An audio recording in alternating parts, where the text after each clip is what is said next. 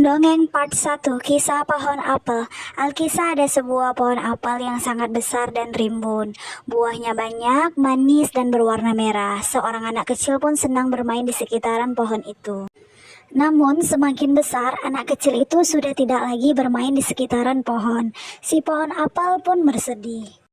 Suatu hari, anak kecil yang sudah tumbuh remaja itu datang ke tempat pohon apel. "Hai, kemarilah dan bermain-main di sekelilingku," kata si pohon apel. "Aku tidak sempat bermain, aku kelaparan dan tidak memiliki uang. Aku tidak tahu harus berbuat apa," ucap si anak. "Kalau begitu, ambil saja semua buahku untuk kamu jual di pasar," tawar si pohon apel. Si anak senang sekali mengambil semua pohon apel dan menjualnya hingga ia bisa mendapatkan uang. Setelah sekian lama, si anak tidak datang lagi dan membuat si pohon apel kesepian. Namun, beberapa tahun setelah itu, si anak kembali dan pohon apel senang sekali dan mengajaknya kembali bermain di sekitarnya. "Aku tidak punya waktu bermain, rumahku habis kebakaran dan aku serta anak istriku tidak memiliki rumah lagi sekarang," ujar si anak yang sedih. "Kalau begitu, potong saja dahanku untuk dijadikan rumahmu," ucap si pohon apel. Si anak gembira luar biasa dan langsung memotong habis batang pohon dengan hanya menyisakan sedikit batang serta akarnya. Bertahun lama-lamanya si anak tak kembali lagi. Si pohon apel benar-benar merasa kesepian. Namun saat si anak datang, wajahnya sudah tua dan tubuhnya sudah bungkuk. "Apalagi yang kau butuhkan? Aku sudah tidak memiliki apa-apa. Buahku sudah habis, batangku pun sudah kau tebang. Aku hanya memiliki akar saat ini," ucap si pohon apel.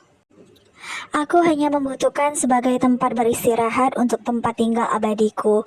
Aku memilih tempat ini di dekatmu karena kamu adalah teman terbaikku," ucap si anak.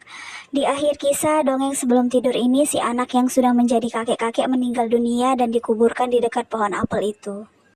Dongeng Part 2, Lalat yang Pelupa. Pada zaman dahulu, hidup seekor lalat kecil yang baik, penyayang, rajin, dan suka membantu. Di suatu pagi yang cerah, si lalat mendengar kabar bahwa akan ada sebuah festival besar di desa tempat ia tinggal. Si lalat sangat bersemangat dan dengan sukarela membantu segala keperluan festival. Namun, semua kesibukan tersebut anehnya membuat si lalat melupakan namanya sendiri. Karena bingung bukan kepalang, si lalat pun memutuskan untuk bertanya pada ibu semut yang duduk di sebelahnya. "Maaf sebelumnya, apa kau tahu namaku?" tanya si lalat, tetapi tentu saja ibu semut tidak tahu. Ibu semut menyuruh si lalat agar mencoba bertanya pada belalang di sebelahnya. Si lalat langsung terbang menghampiri paman belalang. Ia menanyakan pertanyaan yang sama pada paman belalang, tetapi hal itu juga tidak membuahkan hasil. Paman belalang hanya menggelengkan kepala sebagai pertanda bahwa dia tidak tahu. Paman belalang menyuruh si lalat bertanya kepada bibi kupu-kupu, tapi bibi kupu-kupu pun tidak tahu. Melihat si lalat yang putus asa, bibi kupu-kupu menyarankan lalat untuk bertanya kepada seorang bayi manusia karena mungkin bayi itu tahu nama si lalat. Mendengar ide tersebut, si lalat langsung menghampiri si bayi manusia.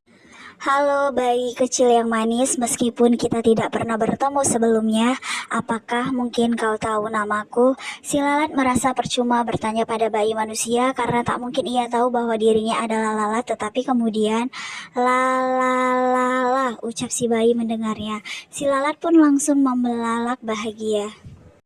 "Ah iya benar sekali, aku kan lalat, terima kasih bayi kecil yang lucu, kau telah membantuku mengingat namaku sendiri." Si lalat akhirnya kembali ke festival dengan perasaan gembira karena telah berhasil mengingat namanya sendiri.